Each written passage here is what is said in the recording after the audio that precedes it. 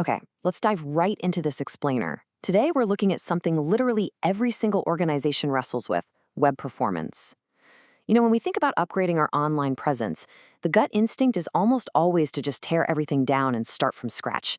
But making really meaningful gains to your web performance doesn't actually require undergoing some massive, ridiculously expensive full redevelopment. Instead, there are these highly practical, kind of low profile approaches that can vastly improve speed, maintainability, and user satisfaction, and you can do it all using the foundation you already have in place. So, I want to pose this question directly to you as we get started. What if building a better website didn't require a full redesign? We're so used to this painful cycle of launching a site, letting it age for a few years, and then embarking on this grueling 6-month overhaul. But what if we completely reframe optimization?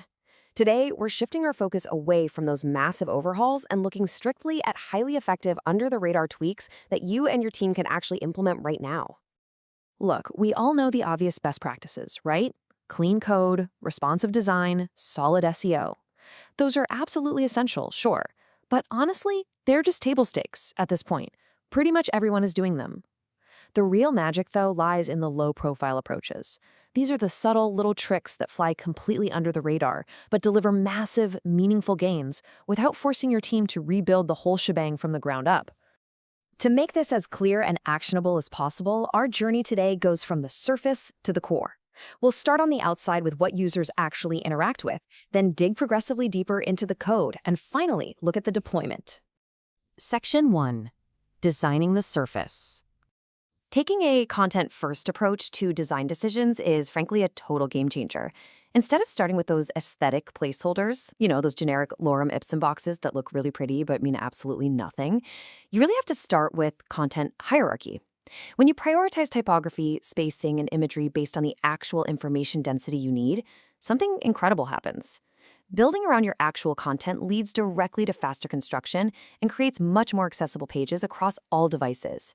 The design is serving the information, not the other way around. Now, what's really interesting about this is how we handle micro-interactions. We aren't talking about flashy, heavy animations that just look cool but bog down browsers.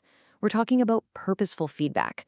Subtle animations, like a button subtly changing color when you click it, or a tiny loading indicator, actually reduce the user's cognitive load. They're basically telling the user, yep, the system heard you, progress is happening. These quick, accessible interactions make the whole interface feel incredibly snappy, all without actually slowing down page load times. Section 2. Accessible by default. Think about these foundational must-haves: keyboard navigability, ensuring a logical reading order for screen readers, and strict color contrast considerations. By building these accessible defaults in from the very start, you avoid an immense amount of wasted time later on. You aren't going back and frantically retrofitting your code to fix compliance issues. Plus, you instantly expand your usable audience without adding a single cent to the development cycle. It's just a much smarter way to build. Okay, so we've covered the surface, right? The design, the accessibility, the user's immediate tactile experience. But what happens when we look under the hood? Let's take a quick mental reset here as we transition from the front-end user experience to the back-end code that actually powers the whole thing. Section 3, high-performance rendering. The core technical concept here is selective rendering. Basically, to keep an interface feeling instantaneous, you have to stop the browser from doing unnecessary work. By profiling your components, developers can identify exactly which parts of a page actually need to update when a user takes an action, and more importantly, which parts don't. It's kind of like only repainting the scratched part of a car instead of the entire vehicle. You avoid unnecessary re-renders, meaning the browser's only working exactly as hard as it absolutely needs to. A massive lifesaver here is memorization. Let's break down that technical jargon for a second. It literally just means an optimization technique where the system remembers the results of a previous calculation. If the inputs haven't changed, well, it doesn't bother recalculating. It just hands you the saved result. It completely prevents those unnecessary re-renders we were just talking about. It preserves the user's device battery and keeps all those interactive elements incredibly snappy.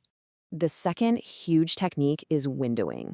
If you have a massive list of data, like a long social feed, trying to render all of that at once will absolutely crush a device's memory. Windowing means you're rendering only the visible portion of that long list, the literal window the user is currently looking at, and as they scroll, you just swap the data in and out. It is the absolute secret ingredient to maintaining silky smooth scrolling, especially on mobile devices with limited processing power. Section 4. Lean deployment patterns. To turn all this abstract risk management into a highly tangible process, you just follow these 3 steps. First up, feature flags. This lets you push code to production, but keep it completely turned off until you're perfectly ready, or maybe just turn it on for a few specific users. Second, modular deployments. You aren't launching one terrifying massive update, you're deploying small, isolated modules. And third, progressive enhancement. You ensure the basic core experience works flawlessly for everyone, and then you layer on the advanced features only for browsers that can handle them. So the crucial point here is that smaller, reversible changes reduce downtime and make testing far, far more manageable. By using these lean deployment patterns, you are radically mitigating risk during launches. If a modular deployment goes sideways, you just roll back that one tiny piece. It makes the entire operational flow vastly less stressful and way more reliable for teams of absolutely any size. Section 5. Continuous small improvements. Now, all these technical tricks are practically useless without the right team habits. You have to actively build an improvement culture, and doing that requires relying on documented heuristics, utilizing shared checklists so nothing slips through the cracks, and conducting really rigorous peer reviews. These are completely non-technical habits, but they are exactly what's required to steadily build faster, more reliable sites that can actually scale with user demand over time. And this brilliantly illustrates the core philosophy behind all of this. A culture of continuous small improvements often yields bigger long-term gains than dramatic one-off overhauls. By focusing on practical, testable enhancements day after day, you achieve a level of stability and performance that a panicked one-off redesign simply can never, ever guarantee. So I want to leave you with this final thought to ponder about your own workflow. Take a hard look at how your organization operates right now. Is your team constantly relying on dramatic, incredibly stressful overhauls every few years? Or are you actively fostering a culture of continuous, small, manageable improvements?